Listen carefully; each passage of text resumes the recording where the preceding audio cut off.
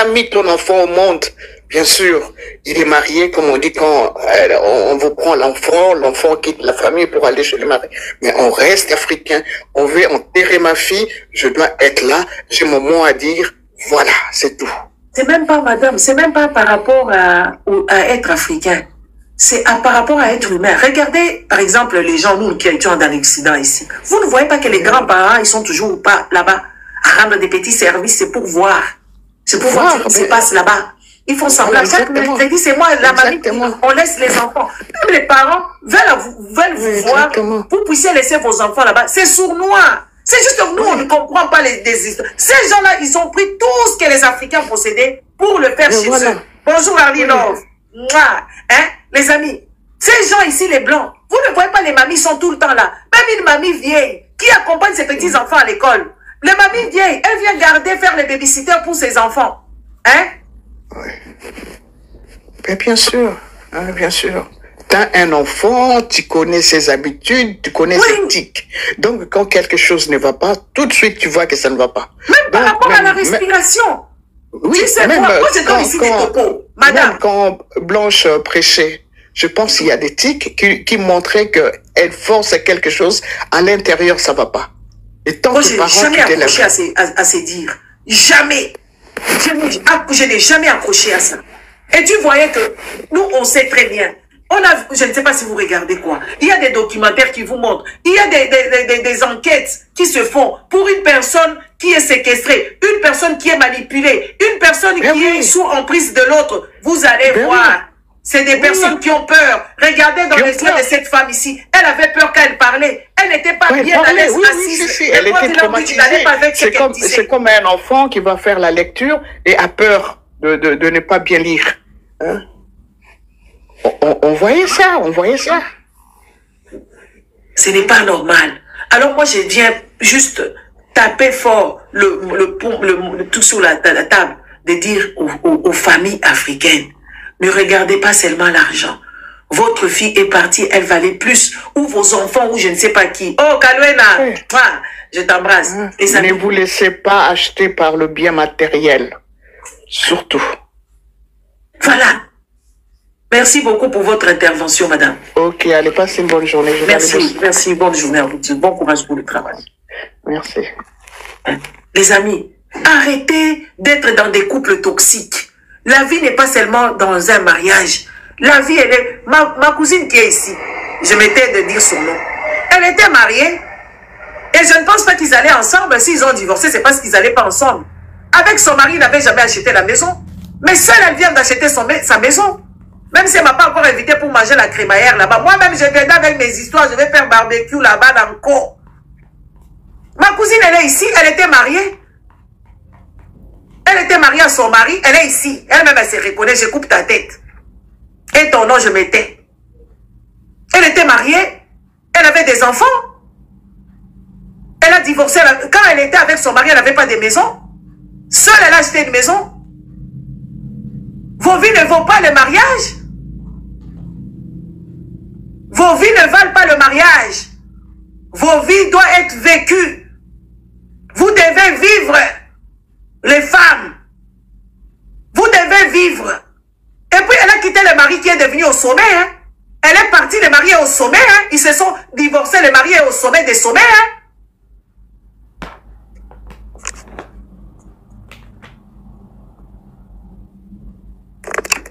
Le mari il est au sommet des sommets. Le mari il était pauvre. Ils étaient ensemble. Ils ont divorcé quand le mari est au sommet, il a l'argent. Maintenant, le mari il a l'argent. Il y a des gens avec lesquels vous vous êtes mis parce que vous étiez pas mature. Il y a des mariages dans lesquels vous vous êtes mis, c'est parce que vous n'étiez pas mature et que vous avez cru que c'était une bonne chose. Après, quand vous vous rendez compte que ce n'est pas une bonne chose, vous avez le droit de quitter parce que vous devez vivre votre vie. Ne restez pas dans des histoires toxiques, sinon vous allez finir comme Blanche. Vous allez finir comme Blanche. Et la famille n'écoute pas. La famille est toujours là à nous dire des choses. Restez dans les mariages. Le mariage est sacré. Le mariage, c'est l'institution. Oui. Hein?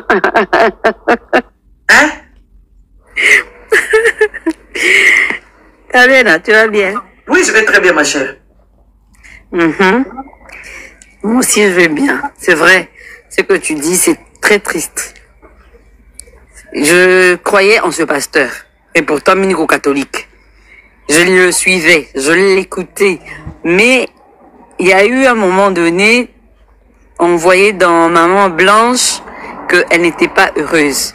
Il y a beaucoup de femmes qui se cachent derrière le matériel. Je préfère rester dans le confort. Tu vois? Il y a le confort et le jugement de l'autre. Que dira ma famille? Que dira mon ami si je devais partir? Mais au jour d'aujourd'hui, elle est où? Sous terre, hein? Sous terre.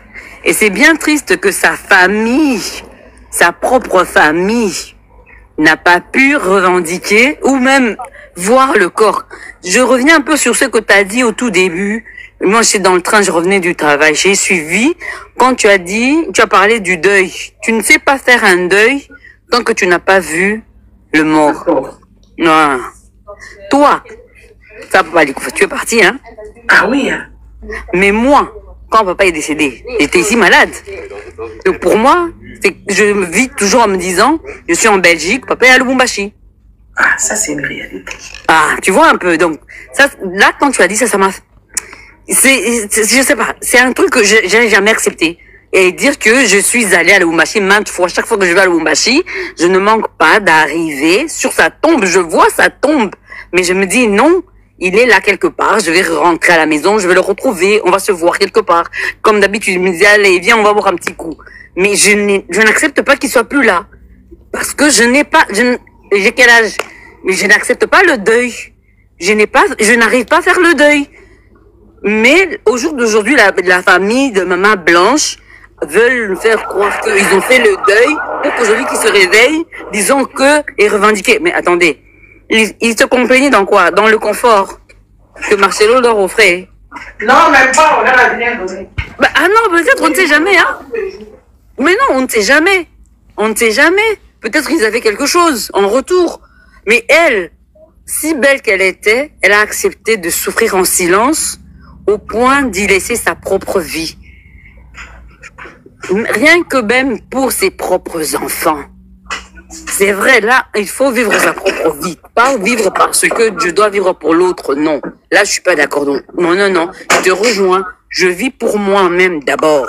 Moi et moi. On a le droit d'être égoïste. Pour bien d'abord prendre soin de l'autre, il faut d'abord que moi-même je sois bien. Je ne peux pas prendre soin de mes enfants tant que moi je suis pas bien. Je dois d'abord être bien, très bien, et bien même bien. Alors je saurais prendre soin de l'autre. Mais elle, ça se voyait qu'elle était malheureuse. Elle masquait. Elle masquait. C'est bien triste venant d'un homme de Dieu.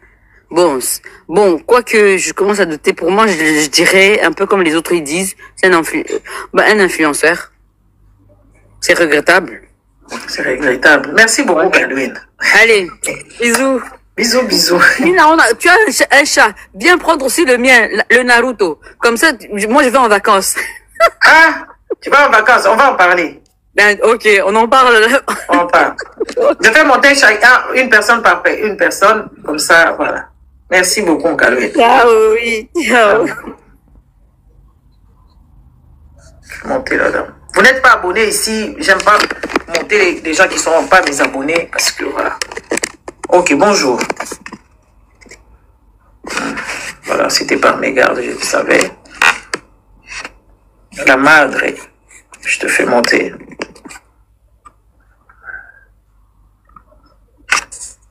Okay. Bonjour.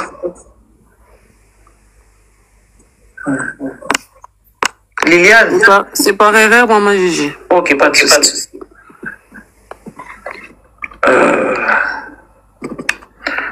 Charmante. T'es charmante. Oui, charmante. Charmante Bethel. Bonjour. C'est par erreur? Bonjour. Bonjour.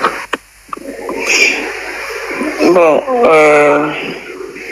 moi je suis montée pour faire un peu un petit constat parce que j'ai remarqué la bague de la dame, après les mariages religieux, je vois, c'est comme si c'est la même bague qu'elle avait quand on a présenté les photos. Est-ce qu'après les mariages, la bague de fiançailles, on ajoute la bague de mariage, non? Ou bien c'était seulement ça déjà, la bague de mariage? Qui ça? Pour papa Marcelo, pour la nouvelle femme. Moi, je ne sais pas. Je ne sais pas regarder ce genre de détails. Je suis désolé. Je ne sais pas trop bien. Ça, ce sont des détails. Ok, d'accord. Non, je sais pas. Ok, d'accord. Merci. Peut-être une dépendance affective. Une certaine dépendance affective et aussi la pression sociale, le fait de l'âge, et certaines pressions qui subissent aussi par exemple au niveau de la famille. Et de l'église, surtout. Oui, et du jugement de l'autre, comme a dit la dame qui était là tout à l'heure. Et souvent, moi j'accuse aussi certaines de nos familles qui sont complices parce que ils ont transformé en fait leurs enfants en marchandises. Et ces enfants-là sont devenus des sources de revenus. Et dès lors que ces dernières vivent des situations un peu en fait, des situations qui leur dépassent, elles ont peur de quitter dans ces foyers-là, par peur de ce que la famille va dire, et surtout même quand ils vont se plaindre. Il y aura même des parents qui vont leur dire non, le mariage c'est comme ça. Vous croyez que quoi? Moi et ton père, on a vécu tant d'années, faut supporter. Toi, vois seulement le côté financier. Certaines, en fait, elles sont obligées de rester pour une certaine sécurité financière. Mais ils prennent pas en compte vraiment, en fait, pendant que eux jouissent de cet argent, mais toi, tu souffres en silence, tu souffres, et personne ne comprend ce que tu vis réellement. Mais des gens, en fait, vraiment une forme de servitude, vraiment, j'accuse vraiment nos familles africaines qui sont complices de telles situations. Et vraiment appeler aussi aux femmes d'abord de se réveiller et de penser d'abord à eux. Parce que quand le malheur arrive, c'est à eux que ça arrive. Et puis eux, derrière, ils continuent leur vie. Bien qu'ils vont vociférer, ils vont parler, ils vont être dans le regret. Ça va rien changer. Voilà, c'est déjà trop tard. Donc, pensez d'abord à vous. Et vraiment, c'est vraiment triste de voir tout ça. Parce que au début, bon, moi, je me disais, le fait de ne pas idéaliser les pasteurs, bon, il reste un être humain, qu'il a le droit peut-être de faire sa vie, mais avec tout ce qui s'est suivi derrière, et quand j'ai suivi même le témoignage de son frère, mais j'étais choquée. J'ai dit, mais finalement, vraiment, il y avait plein de choses cachées comme ça, et puis au nom de l'église. En fait, là, c'est même mesuré, parce que le beau-frère ne sait pas s'exprimer. Allez, il sait parler, mais il ne sait pas expliquer les choses telles que, il n'a pas beaucoup de, il était plus dans les émotions. Et s'il avait pris son temps d'expliquer les choses correctement, on allait être encore surpris. Nous allions être choqués. Parce que le monsieur, en fait, il est un peu... Il parle sans... Voilà, il n'y a pas beaucoup de profondeur dans ce qu'il dit. Mais les peu de choses qu'il nous est dit, c'est quand même grave. Hein? C'est très grave. Alors, nous, on demande... Moi, personnellement, je demande toujours aux femmes d'être des personnes, d'abord, soyez-vous, comme on le dit toujours ici. Les pasteurs, ce ne sont pas des dieux. Ils n'ont pas été mandatés. Nous, on vous dit, ils n'ont jamais été mandatés. C'est des gens qui ont regardé, qui ne savent rien faire de leurs mains. Alors, ils ont pris leur bouche et le livre qui est la Bible, ils commencent à vous faire peur avec et ils vous prennent de l'argent. Quand j'entends que certaines personnes nous disent que oui, voilà, Marcelo, c'est un grand homme. Ah! Les amis, vous prenez Marcelo, vous le mettez au même titre que Lumumba. Vous prenez Marcelo, vous le mettez par exemple au même titre qu'Einstein ou Edison ou je ne sais pas, toutes ces personnes, même comme le monsieur sénégalais qui est en train de créer des appareils dans les blocs opératoires. Le monsieur qui est, c'est un sénégalais qui est vraiment au sommet ou des gens qui sont au Silicon Valley là-bas. Marcelo, il n'est personne. C'est vous qui avez créé le mythe de Marcelo. Et il vous a manipulé. Hein? C'est tous ces pasteurs là-bas. Ce sont des gens qui vivaient avec votre argent. Coupez seulement les dîmes. Dites que vous allez vous déserter les églises. Déserter les églises, vous allez voir ces pasteurs-là. Ils ne savent même pas générer de l'argent. Pour eux, ils construisent des grandes maisons, acheter des grosses voitures, voyager ici et là. C'est ça. Ce ne sont pas des hommes de Dieu. Vous êtes qui alors? Votre Dieu, il a choisi Jésus-Christ comme fils unique. Après, il vous choisit encore les Marcelo et sa bande. Hein, quand même. Hein? Il vous choisit encore les Marcelo et sa bande, ça devient vous les hommes de Dieu. Pour que vous soyez bien, il faut leur demander à eux. Pour faire vos histoires, il faut leur demander à eux. Et vous trouvez ça normal? Regardez aujourd'hui ce qui sort. Ce qui sort de Marcelo, et c'était des choses qui étaient devant nous. Sur les photos, Marcelo n'est pas content, Marcelo râle, Marcelo est jaloux même de sa propre femme. Marcelo était jaloux de sa propre femme. Regardez la dernière vidéo, quand les gens étaient figés sur le fesse des blanches. Comment Marcelo était si petit à côté de cette dame ici. Hein? Marcelo était si petit à côté de cette dame ici. Aujourd'hui, vous nous dites que ce sont les hommes de Dieu. Dieu va nous punir. Comme moi, Dieu ne me punira jamais. Parce que lui et sa bande, je les ai envoyés tous dans la poubelle. Et ça, vous devez comprendre. Vous devez vous prendre en charge. Vous devez vous prendre en charge. Et vous, les parents qui laissez vos enfants dans ce genre de couple, parce qu'il y a l'argent, parce qu'il y a le privilège. Fermez un peu le micro, Marie, je ferme un peu ton micro parce qu'il y a un bruit là bizarre qui est derrière ça. Ça fait bizarre dans les oreilles. Hein? Arrêtez de croire dans ces gens. Arrêtez de croire dans ces histoires. La religion a été créée pour vous abîmer la tête. Au jour d'aujourd'hui, les gens qui font le pass, hein, les proxénètes, c'est les Marcelo, les Karemberi, les Castano, les je ne sais pas, les Mukendi, les je ne sais pas, les Mukuna, tous les pasteurs qui viennent vous parler. C'est eux les proxénètes des Occidentaux. Pour que vos têtes ne fonctionnent pas correctement, ils vous ont mis la religion débile. Et les pasteurs, les mbilles, et toutes ces personnes là-bas, ce sont des proxénètes. Ils vous prennent leur argent et votre argent pour assurer leurs besoins. Des baptêmes, ils ont généré combien? À part les dîmes et les offrandes, et ce que les Américains leur donnent pour venir vous abîmer la tête. Hein? Tu n'as qu'à voir même le train de vie que mènent leurs enfants, comparé à ceux qui cotisent, qui leur donnent cet argent-là. Comparé au fait que le train de vie d'un Mondjimi et le train de vie de l'enfant d'un pasteur qui ne fout rien, qui ne sait rien faire. Regardez dans les écoles que leurs enfants fréquentent. Les enfants de Marcelo, là, ils fréquentent dans des grandes écoles. Pendant que vous venez leur donner de l'argent et puis vous, vos enfants n'ont même pas des formations, rien. Les enfants décrochés à la rue. Et c'est les mêmes ils vous promettent monde de merveilles. Et ils vous promettent le paradis. Eux-mêmes, ils sont en train de vivre leur paradis ici. Ils vivent leur paradis ici sur terre. Ils vous disent que vous allez d'abord mourir. Parce que pour aller au paradis, il faut d'abord Dja. Il faut beaucoup faire. Le chemin du paradis est facile. Le chemin du paradis, c'est très facile à y aller. Pourquoi est-ce que vous n'y allez pas seulement maintenant? Parce que vous avez vécu, vous vivez votre vie malheureuse. Vos vies sont vraiment des vies malheureuses. Vous les vivez vraiment très tristement. Pourquoi vous ne pouvez pas aller là-bas? Parce que là-bas, c'est là-bas qu'il y a tout. Marie, je te donne la parole. Maman, j'ai vite fait, je vais juste raconter. Oui, vas-y. Là où ils disent Dieu aime les pauvres. Mais quand tu vois leur train de vie, est-ce que ça ressemble à un train de vie des pauvres? Mais pourtant, eux, soi-disant, c'est des représentants de Dieu sur terre. Maintenant, ils ont changé. Ils ont changé. Quand ils deviennent riches comme ça, ils commencent à narguer les pauvres en question. Bande des arnaqueurs que vous êtes. Hein? Ils vivent dans la luxure. Ils sont cupides. Ils ont tous les 7 péchés capitaux. Ils les ont. Ils les ont. La cupidité, la luxure, la gourmandise, tous ces gens-là possèdent. Les 7 péchés capitaux, ils les ont. Hein? Vous ne voulez pas comprendre. Quand on vous parle de ça, il y a des gens qui vont dire, vous vous mettez là-bas pour parler de Marcelo. On ne parle pas de Marcelo en soi. On parle de ses actes et de nos sœurs, frères et sœurs, l'orgueil et tout ça. Hein?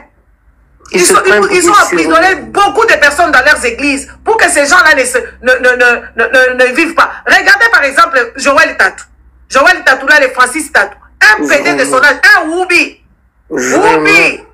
On l'a attrapé ici avec les vidéos. Il est en train de supplier un homme.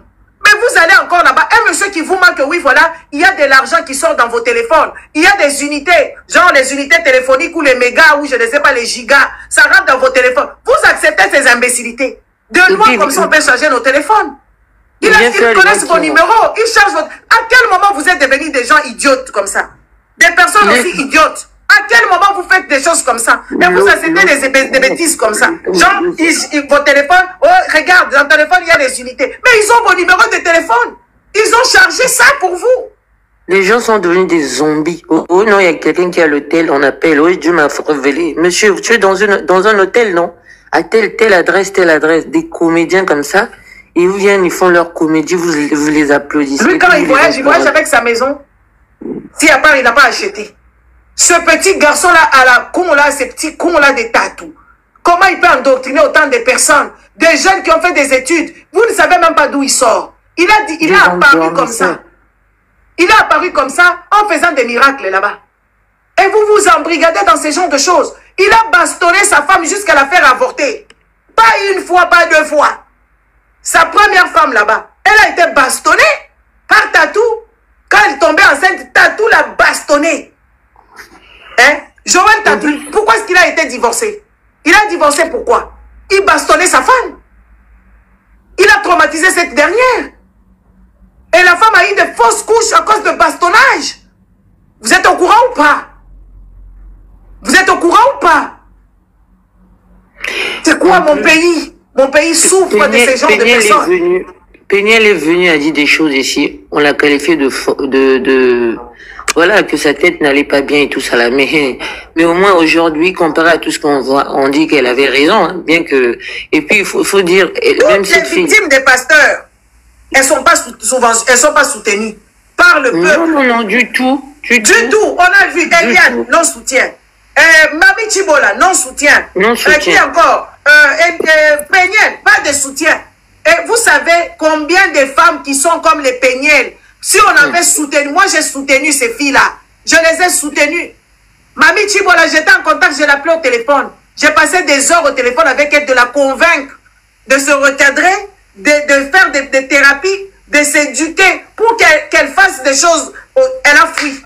Elle est partie faire les foufous là-bas, commencer à sortir ici, elle brûle des moments, quand ça lui prend la tête, elle réfléchit à ça, elle vient sur les réseaux sociaux. Les Awadi, toutes ces filles-là qui ont été maltraitées. Vous savez combien de filles qui n'ont pas le courage de parler? On a vu un pasteur congolais sodomiser une fille ici. Sodomiser une fille avec caméra. Mais il y a encore les gens. Ce dernier-là, il a bastonné sa femme. Les vidéos et toutes les photos sont là. La fille est venue se plaindre ici, mais c'est la fille qui est mauvaise. La Zawadi là, on commence à dire que c'est Zawadi qu'on l'a sodomisée avec de la vaseline. Par un pasteur qui a d'abord bastonné sa femme avant, qui a maltraité sa femme et tout ça. Mukendi, il a fait des vœux là-bas aux États-Unis, au Canada. Il a été condamné là-bas. Il est au Congo en train de servir encore en tant que pasteur. Et il nie tout en bloc. Il y a eu des enquêtes, il y a eu des témoignages. Et puis le truc là, le procès de Mukendi, c'était à huis clos parce que les choses qui se disaient là-bas, c'était gravissime. Au Canada, normalement, tu peux assister au procès. Mais celui-là, tellement que c'est que Mukendi a infligé à ces filles-là, et ce sont des filles du pays. Il a fui au Canada avec l'aide du gouvernement congolais. Imaginez-vous ce genre de choses. Hein? Les prêtres catholiques, ils sont aussi mis sur la place publique. Les victimes de catholiques, ils sont subventionnés là-bas. Ils sont réparés. Mais les victimes de Binzambi ici, de Binzambi Amoy, ces victimes-là sont mal vues ici sur les réseaux sociaux. Il faut voir les insultes qui sont proférées sur ces dernières-là.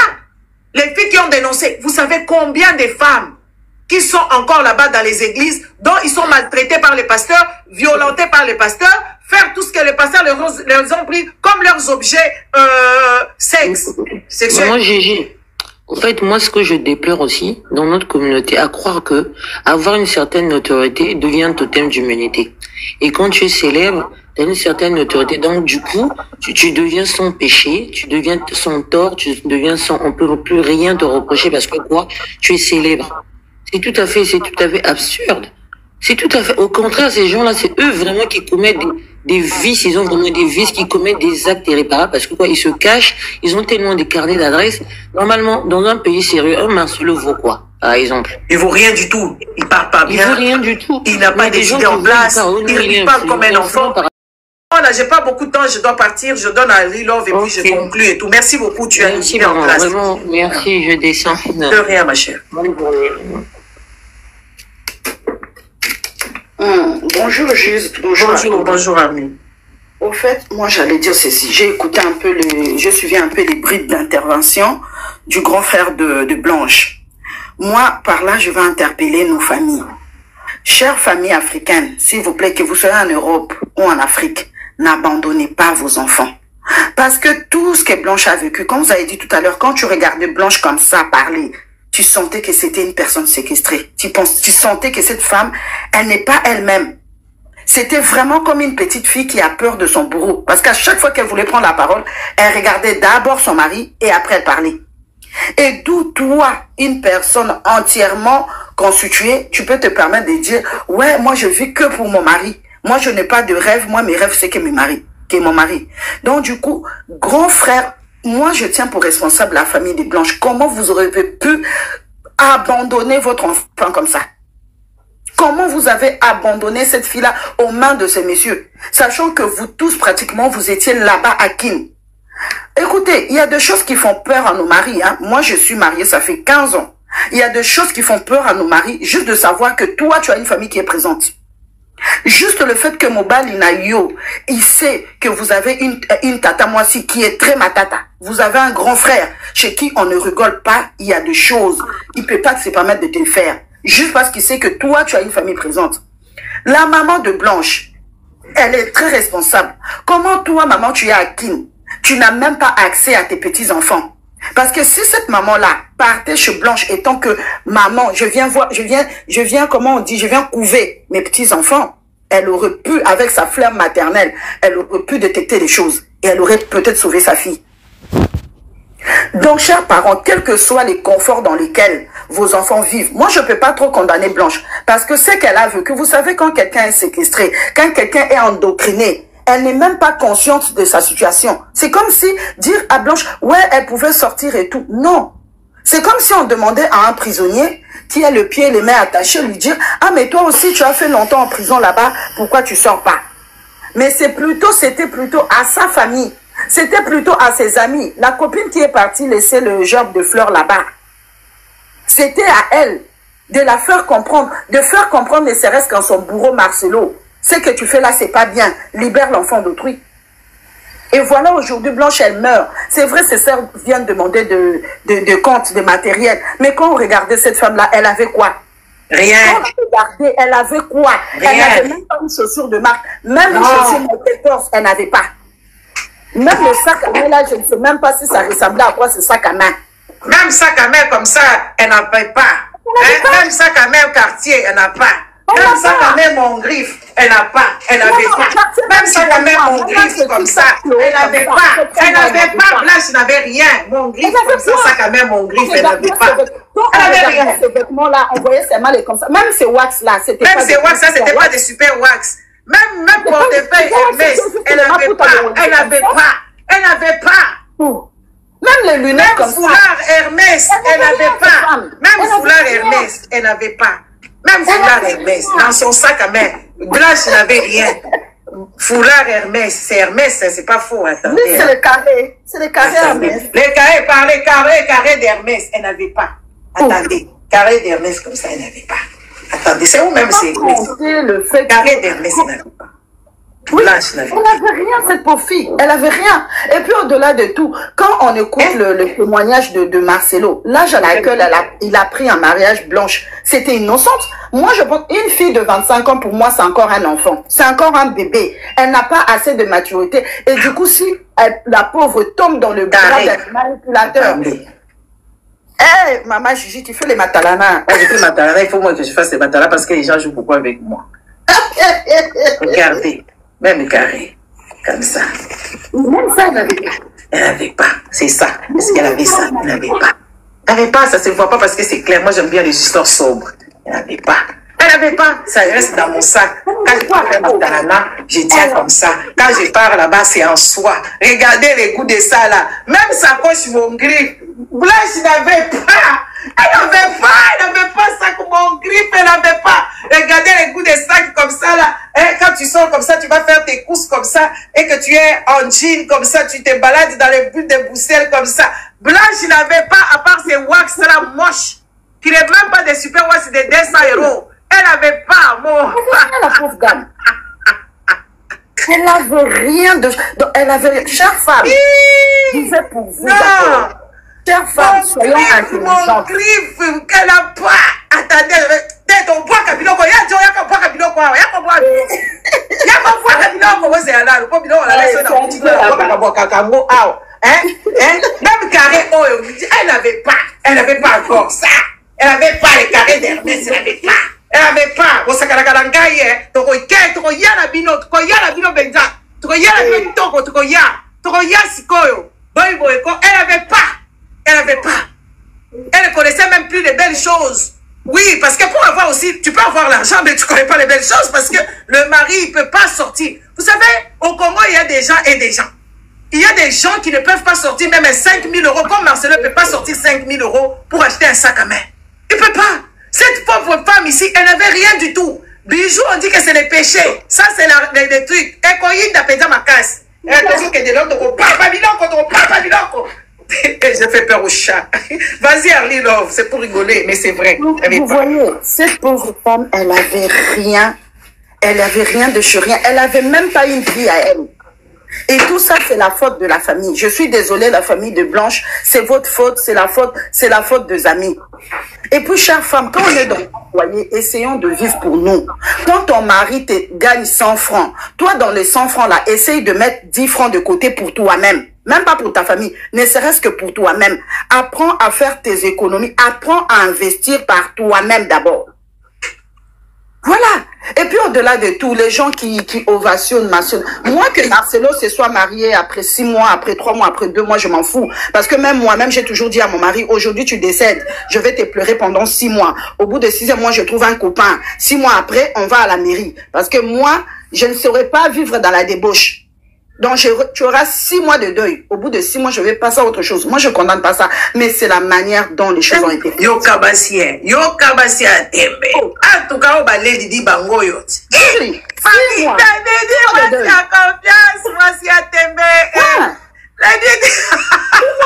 Ah oui, là. C'est ça qui s'agit. C'est fini. Je ne peux pas passer toute ma vie à te pleurer. Je vais te pleurer et après, ça va faire quoi? Elisa, tu montes pas ici, maman, tu n'es pas mon abonné. Va faire le show ailleurs.